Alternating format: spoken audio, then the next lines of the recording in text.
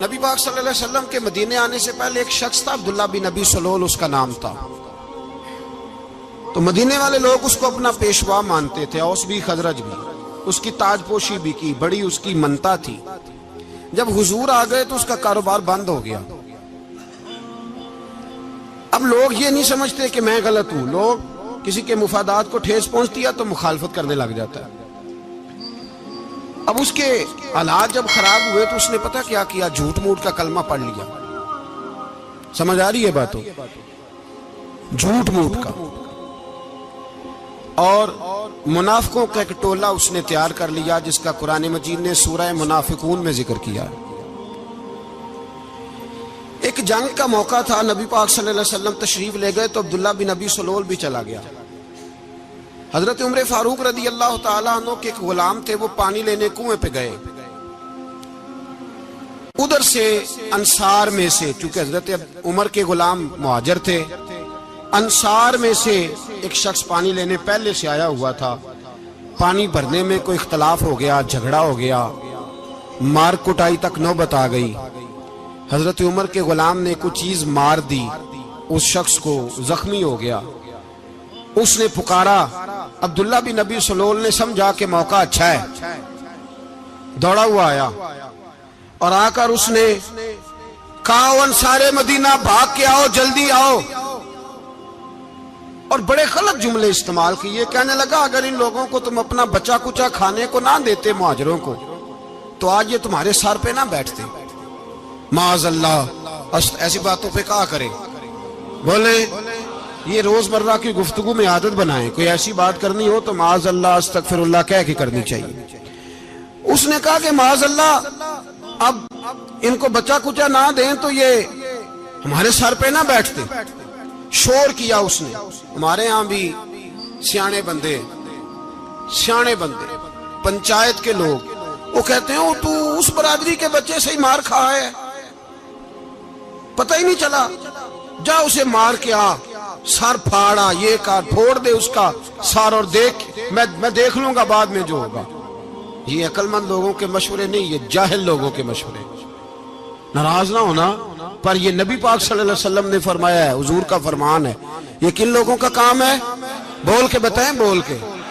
پڑھے لکھے سیانے بندے اس طرح کے مشورے یہ بالکل نہیں دیتے، جاہلوں کا کام۔ پکارا، مہاجر سارے اکٹھے ہو گئے، انصار سارے آ گئے، اور جب انصار آئے تو مہاجرین کو بھی پکارا، مہاجر بھی آ گئے۔ اب وہ گتھم گتھا ہونے لگے تو کسی نے جا کے محبوب پاک کے کان میں کہا، یا رسول اللہ وہاں تو مہاجر انصار لڑنے لگے۔ وہ پرانی لڑائیاں پھر سے جاگ گئی ہیں۔ نبی پاک تشریف لائے، حضور نے وہاں لفظ بیان کیے، فرمایا یہ تم نے کیا جاہلوں جیسا کام شروع کیا ہوا ہے؟ یہ کون سا کام ہے؟ اللہ کرے ہم سب اس کام سے باز آ جائے، آمین تو کہنا۔ اس برادری دے منڈے کوئی مار کھائے، برادری کیا ہوتی ہے؟ برادری تو تعارف کے لیے، اونچ نیچ کہاں سے آ گئی؟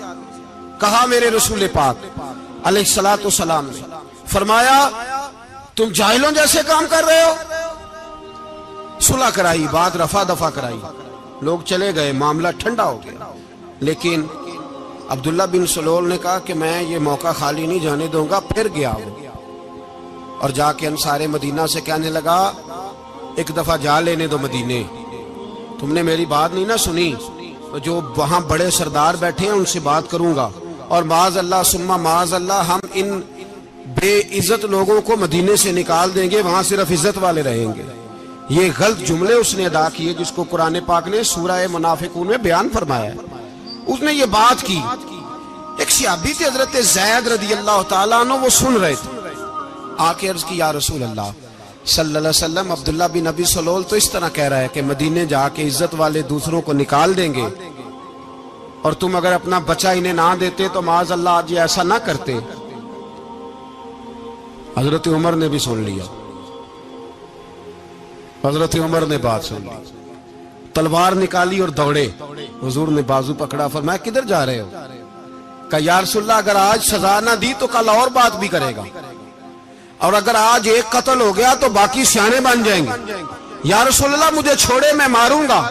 حضور نے فرمایا عمر چپ کر، وہ جھوٹ موٹ کا کلمہ پڑھتا ہے، لوگ کہیں گے کہ محمد ابن عبداللہ نے اپنے ساتھی مارنے شروع کر دیے۔ چپ کر، حوصلہ کر، صبر کر، دلیری کر۔ حضرت عمر کہتے ہیں میری حضور کے کہنے پر میں ٹھہر تو گیا، پر وہ میرے اندر جو آگ لگی ہوئی تھی ٹھنڈی نہیں ہو رہی۔ کہتے ہیں میں چپ تو کر گیا۔